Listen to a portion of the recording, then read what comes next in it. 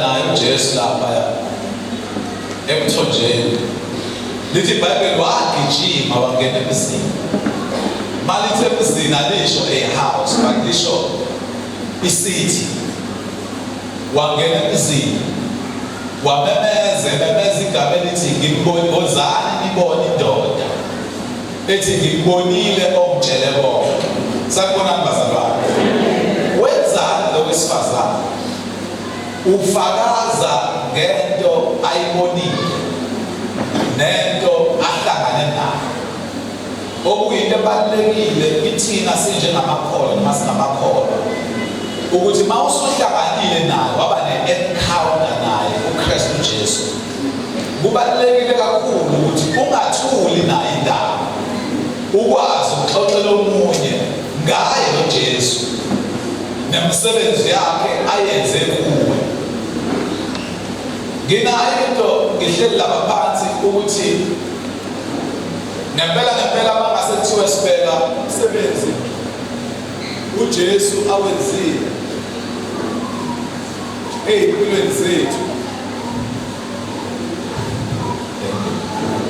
mangase kuthiwe sibheka umsebenzi uJesu awenzile ey'mpilweni zethu, kugcwala kakhulu ngempela ukubonga nokubabaza yena, ngoba uJesu wenzile izinto ezinkulu.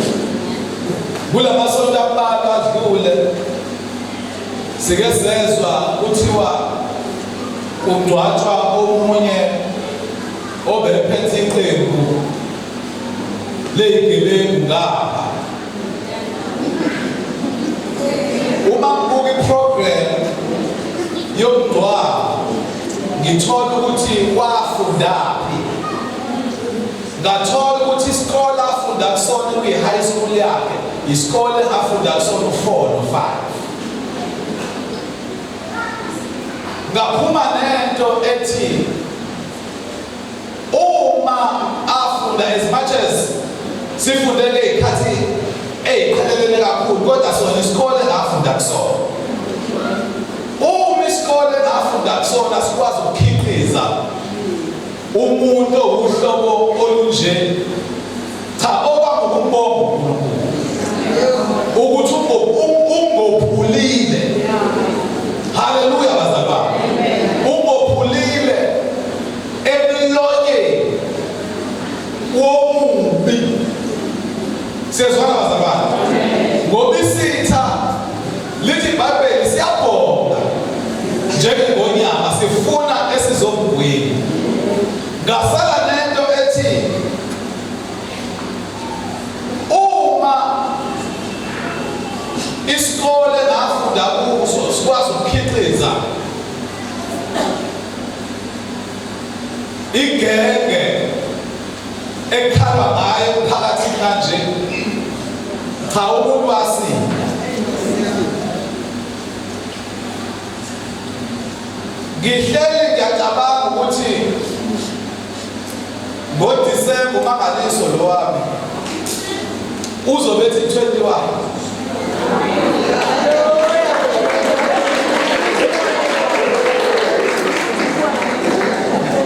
Bathi ngiyacabanga ukuthi mina ngesikhathi ngithola uJesu ebuncaneni bami ngangikuleli yakhona, ngikhuleka at the age of 20, hoping ukuthi uNkulunkulu angibusise ngomuzi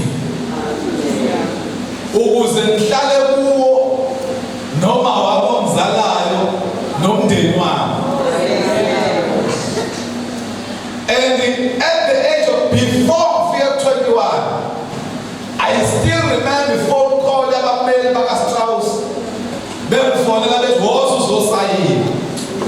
At the age of 21, uNkulunkulu wayesenikeza into o 21 years balesi sikhathi samanje abangakhona ukuthi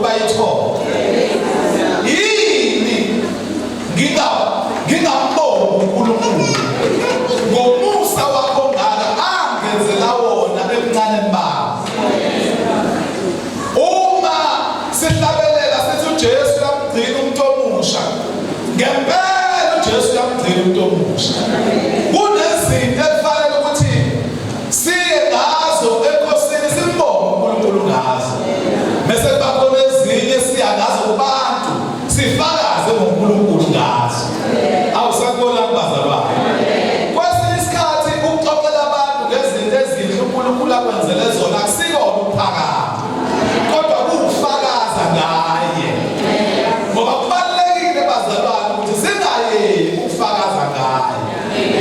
Ngiyayibheka abantu engivule nabo nengafunda nabo abanye ngisho uhlangana nabo kunzima ngisho ukuxoxela omunye umuntu ukuthi wawufunda naye ngoba indlela ovele umbone seguge ngayo umuntu akaphikisi ukuthi wawufunda naye.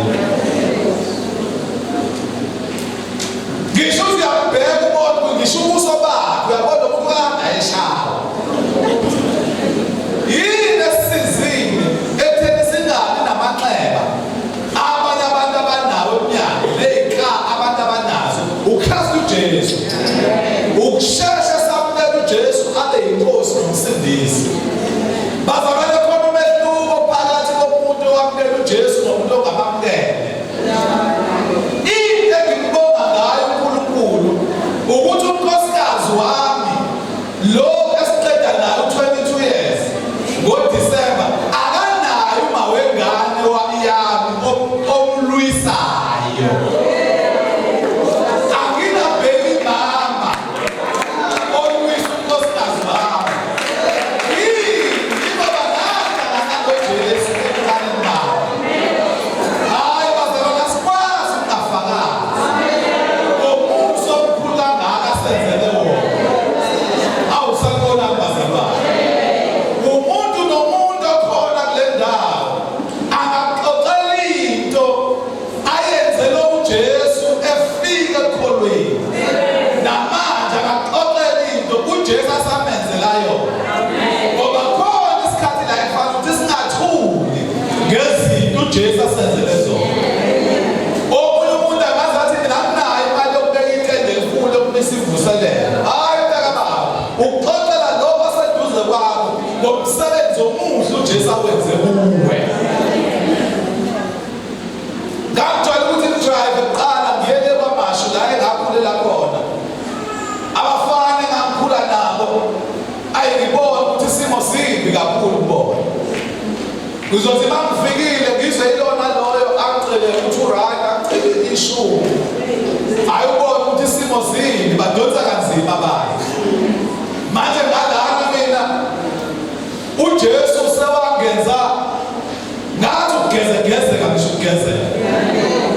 Ngoba masifika uJesu noma sasibabi ngokuwa kodwa uJesu yekafika sishaya sifake ikhazimulo yakhe.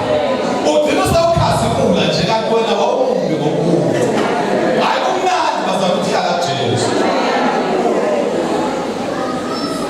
Asikwazi ukungabaxoxela abantu ngezinto uJesu asenzele zona. Ngiyacela Stephen ungifundele Izenzo chapter 1. Fundele Izenzo chapter 1. Ungifundele ivesi lika 8.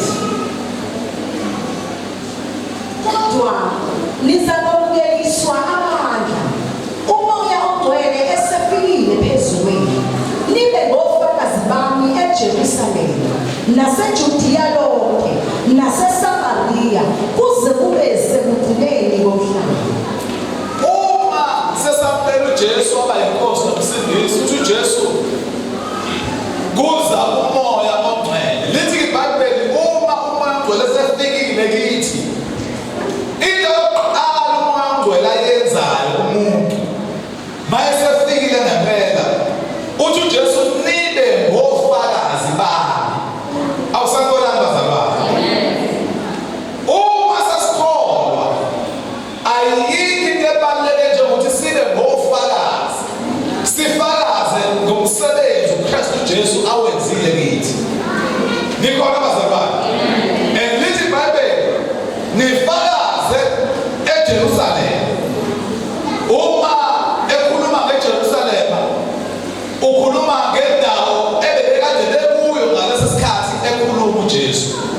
Ngoba mayesafikile uJesu noma masewamukela uJesu kubalulekile ukuthi ufakaze lapho la ophila khona. Nikhona bazalwane. Fakaza lapho ophila khona. Mase ufakazile lapho ophila khona ufakaze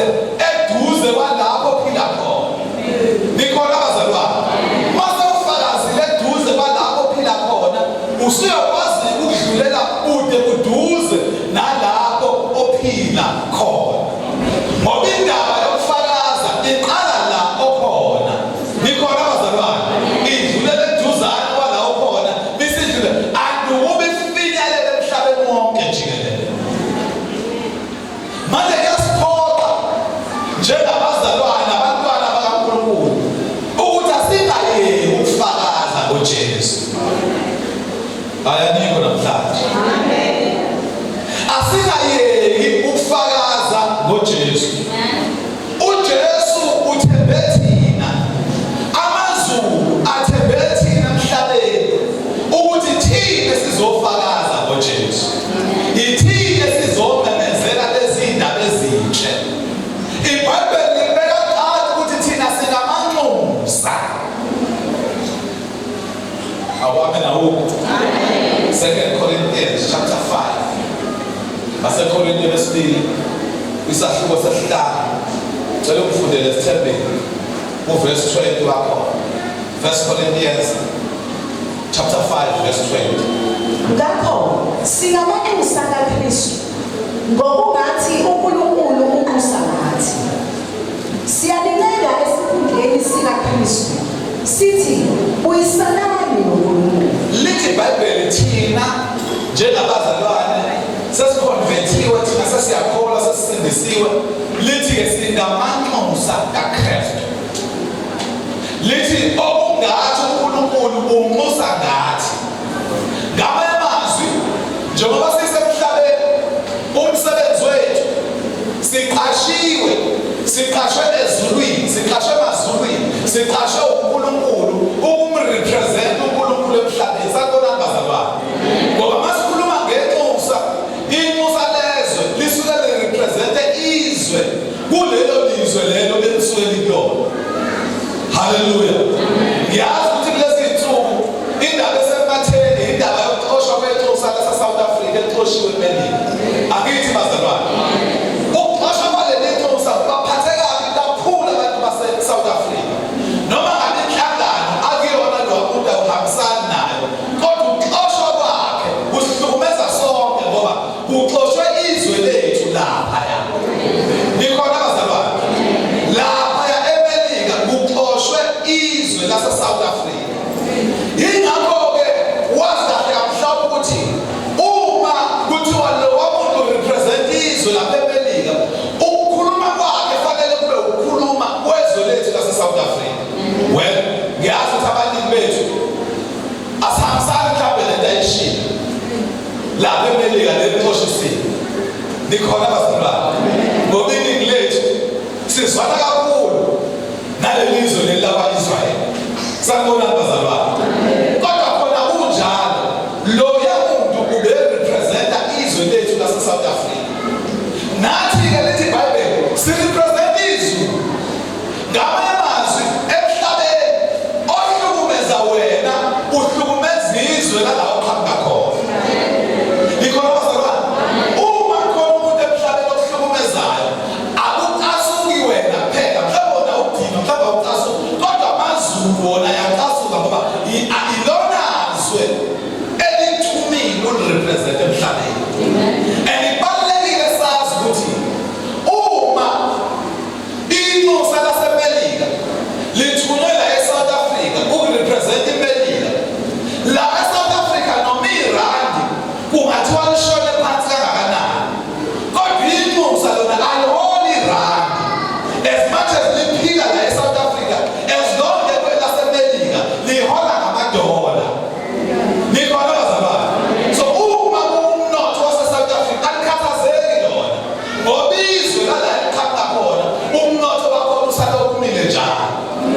La eSouth Africa la esiphila khona emhlabeni umnotho wakhona noma ungantekanteka kangakanani, kodwa thina izwe selirepresentile lasekhaya ezulwini. Awu haleluya bazalwane. Elithi iBhayibheli asingakhathazeki nokuthi sizodlani siyobuzana ngoba izwe selirepresentayo ilona eluNkulunkulu wethu owuprovider wethu. Awu haleluya. Ey'nkingeni zethu nasebesweleni kwethu sisuke sithembele uNkulunkulu osiprovidayo.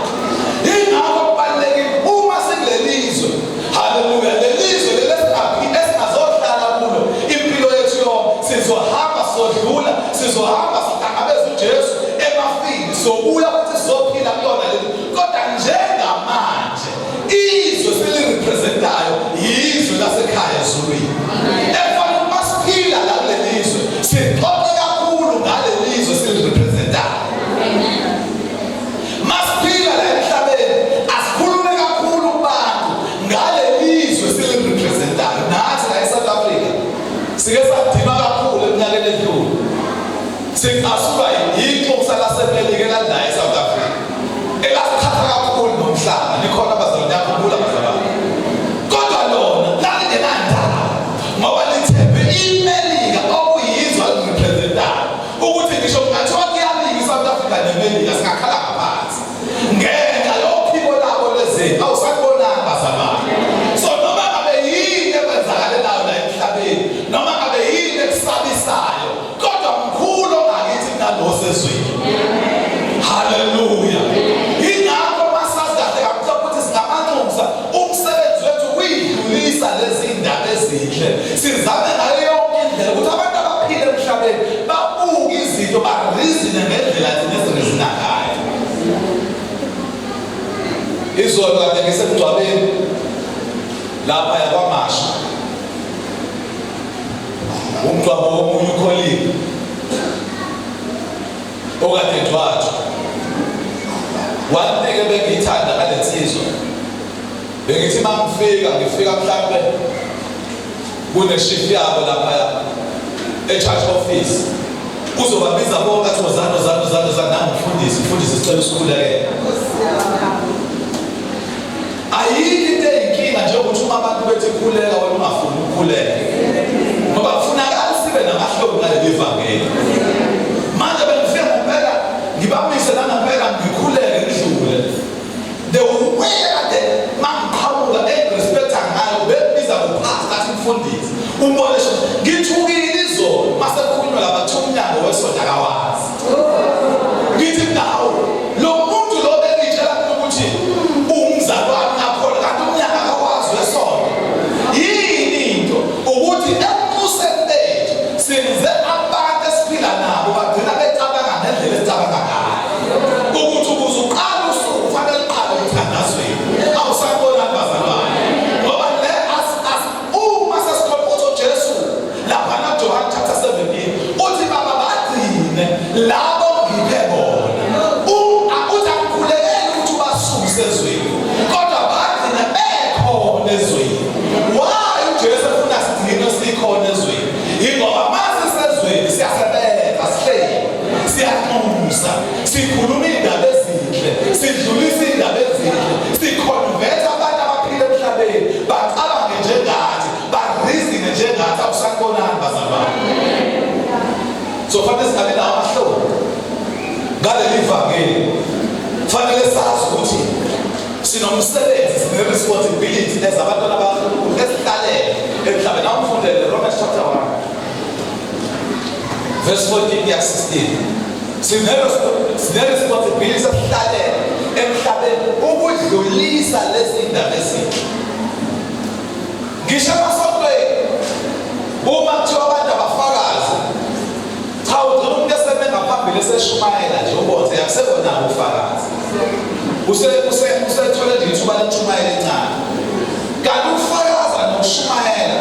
fanele sikwazi ukuhlukanisa uma sifakaza sikhuluma ngezinto uNkulunkulu asenzele zona ukuze nomunye ongekho khona ezwe izinto uNkulunkulu asenzele zona ukuze naye afise noma ahalele ukwenzelwa lezi zinto uNkulunkulu asenzele zona kungabe izinto uNkulunkulu akwenzele zona kwelabo moya noma kwenzele zona spiritual lezo zinto lezo kubalulekile usixoxe kwabanye abantu ukuthi uNkulunkulu usikhulisile spiritually sakhula saze safika la esikhona kunezinto efanele sixoxe labantu okuyizinto uNkulunkulu asenzele zona eziphathekayo ngoba nazo lezi zinto eziphathekayo nokubalulekile bazalwane sibaxoxela abanye abantu ngazo awu haleluya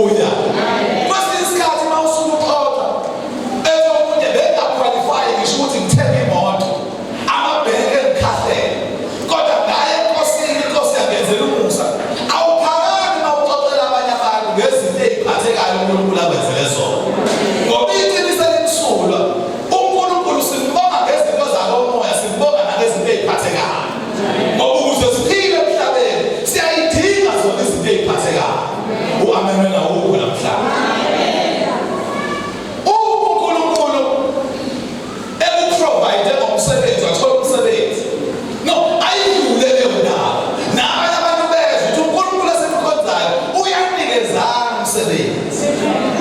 Usuke ungeve uphakamela laba abangawutholi umsebenzi. Kodwa usuke ubanikeza ithemba lokuthi nabo futhi basazowuthola futhi egameni likaJesu. Haleluya. Funda sebenzi. Nginekala kumaGreki nabakwezizwe. Wabahlakaniphileyo nabo abangaqondile. Kanjalo mina ngokwami nginesifiso sokushumayela ivangeli nakini abaseRoma. Ngokuba anginamahloni ngevangeli. Ngokuba lingamandla kaNkulunkulu. Kube insindiso kulowo nalowo okholwayo, kumJuda kuqala nakumGreki. Into engithanda la kulamazwi ashiwo uMpostoli Pawulo. Ukhuluma ngesifiso sokushumayela ivangeli lihambe lize lifike nakwabanye abantu engelula ukuthi lifike kubona. Nikhona abazalwane, uzwakala sethi anginamahloni ngevangeli. Abantu abanamahloni ngevangeli ngisho ehamba esontweni akafuni nokuthi omunye umuntu azakubona ukuthi ngathi esontweni, ngoba kuyaziwa ukuthi uma ufaka uthayi kuyisande uye esontweni automatically. Uzothi uma esontweni enza sure ukuthi ugqoka ngendlela bengathi uyakhona la eduzane. Ngoba unamahloni ngevangeli. Ngisho phethe iBhayibheli la uzama ngaleyo ndlela alifihla alifake ekhwapheni. Yini indaba ngoba unamahloni ngevangeli. Uma kuthiwa sihambe sifakaze kule ndawo yakwa-F sitshela abantu ngoJesu, yena ubikizaba uvakashele ukanti wakhe ebafana. Yini indaba ngoba yena unamahloni ngevangeli. Awusakubonani bazalwane? Manje kimi lapha kwenu ngiyakwazi nami ukuthi angenyuka la kule ndawo sishumayela ivangeli sitshela abantu simema abantu sibamanele kuKristu. Haleluya. Ngoba nginamahloni ngevangeli. U-amen wena wupho nje lamanje.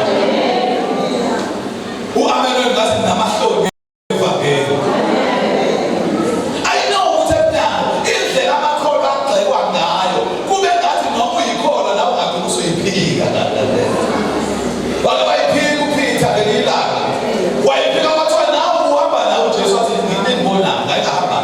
Mina. Yathi ntombazane muzweni ngisho ukukhuluma kwakhe. Wayehamba nawe. Ma usuhlale naye uJesu indlela yokukhuluma ngayo igcina seyifana neyakhe. Ugcina sewungasakwazi nokuyifihla. Wathiwa kwabanye sihlabelele ihubo lethu.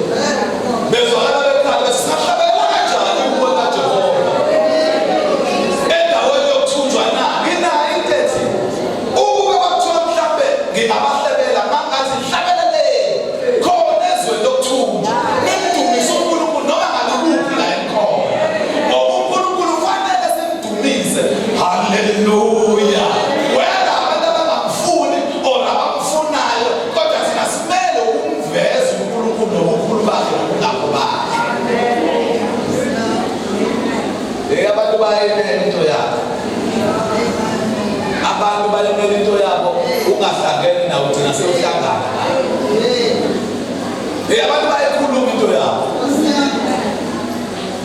Uma iPirates seyiwinile uzwa bethi up the backs nawe ugcina ususho nawe up the backs. Ungahlangene nawe baphusha nawe yinje. Kuleli sonto le nje lebesikuyona ku-social media bebhaza igama elilodwa kuthiwa sweet guluva. Uvika angimbheke lo sweet guluva ubani lo sweet guluva. Ngoba abantu basabeyiphusha into yabo bayiphusha uthi ungahlangene nawe ugcine sewuhlangana. Thina yini into esahlulayo ukwenza simphushe lo Jesu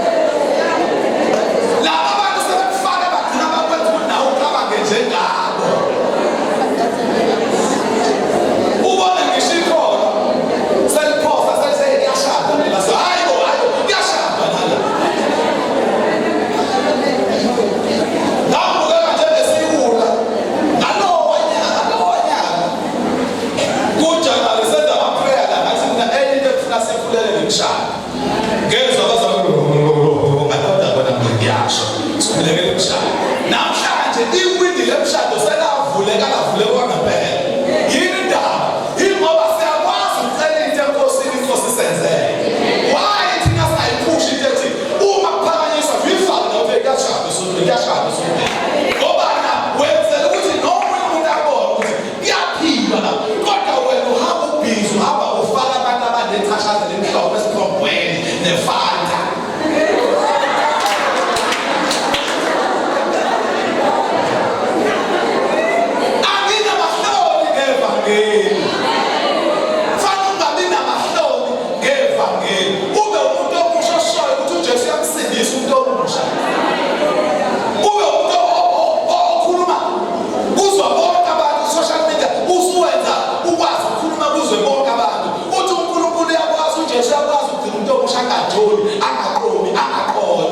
Usuthi full stop. Uthi njengawo. Ungabe namahlombe evangeli. Uma kubali ishimana zabantu abangaqonyiwe, ungabe namahlombe ukuthi nawe ufaka leyo category. Ngoba wena uzenzelanga wenziwe uye.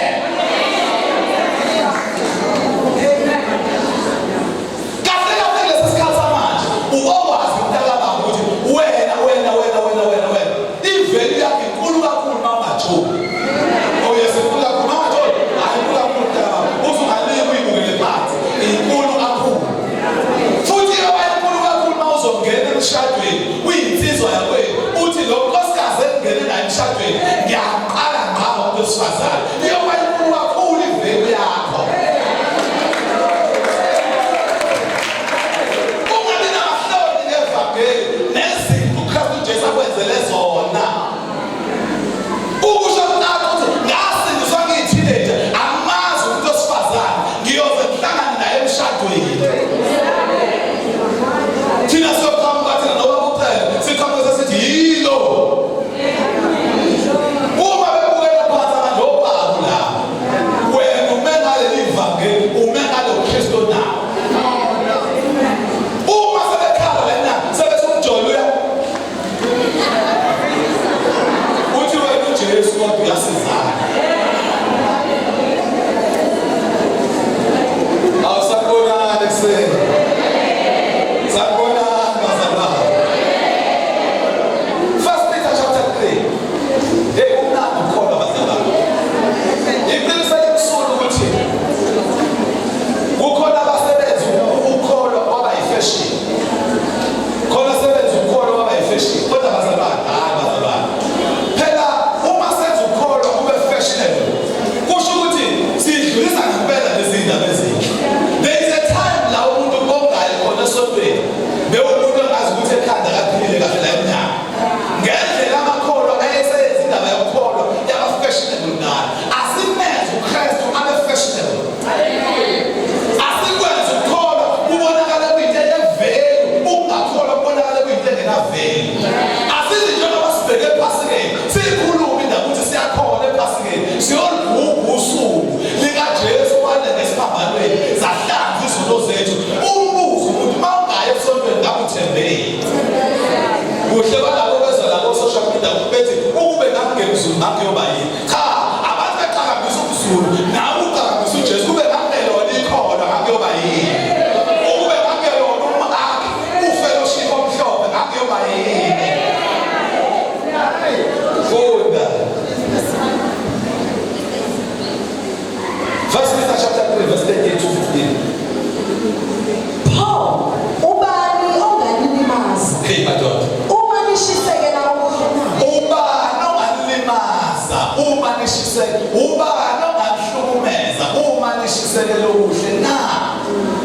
Nayi challenge yabazalwane ukuthi asishisekele nokuhle.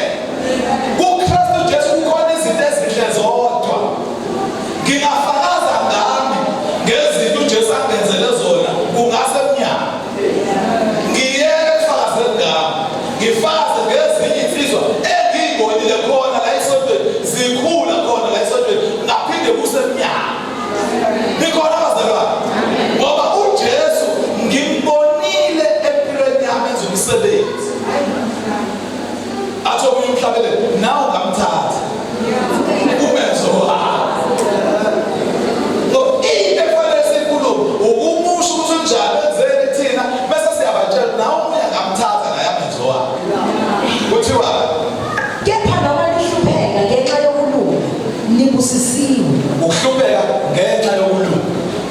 uma ushumayela ivangeli bengakulaleli bekuphebeza bekuxosha behlupha as long as ugetha yokulunga uright ngalaba nabo babukosi naba okosli nabanye ayibayazi sehlaseluka khona la sidlulisa zona indaba ezikhona la F sake sadlula bala sesiyabheka sabona ukhosi sesingasamboni saza ukhosi ufanele sidlule manje sidlulele phambili ukhosi ake sathi ukhosi ikhombele endawo asemshiye sathi asemshiye sabona sesijoyina endleleni kudlulisa zona indaba khona la awunamuka kamanje nasekufaka intebu na ngiyamba khona la mawusuyidlulisa la awazi ufaka isudi ushise lothaya bese kasenyaba no postal khona la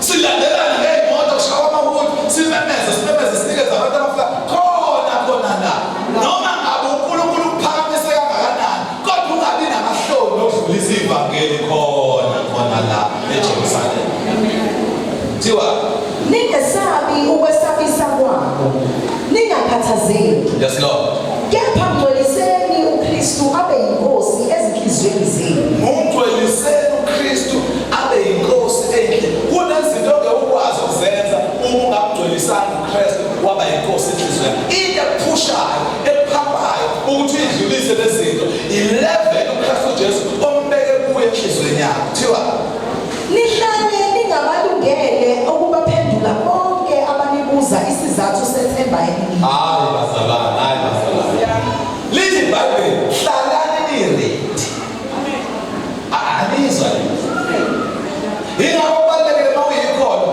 attend ama-Bible studies ngoba ila ekufundwa khona esifundisana khona we are teaching nangama-Sundays but kwi-Bible study ngiyakukhuthaza kakhulu ukuthi attend i-Bible study senzani na senzela ukuthi umuntu ahleze ulungele ukuphendula kulabo ababuza ngethemba lakhe khona umuntu osabala ukuphendula ngisalapha efolweni abazalwane bakhona babe beyikhipha ezayibhaliwe ukuthi ask me why I love my church. Ask me why I love my church. Sasenzelana na. Sasenzele ukuthi umuntu uma uhlangana naye akubuze why you love your church. And then mase siyamtshela ukuthi hayi ebandleni lethu kunje kanje. Na alo Christ kwangathi sikhaba naye ethi ask me why I love Christ. Ukuze abebuza mase uthola ithuba lokumtshela ngobuhle nobukhulu bakhe. Hallelujah. Uma sesikhona asibe abantu abahlezi beredi ukuphendula abantu abasibuza ngaleli themba lethu. Ngaso ngabikho amen ngathi mina namanye amathemba. Uredi uma ngasekho umuntu obuza ngethemba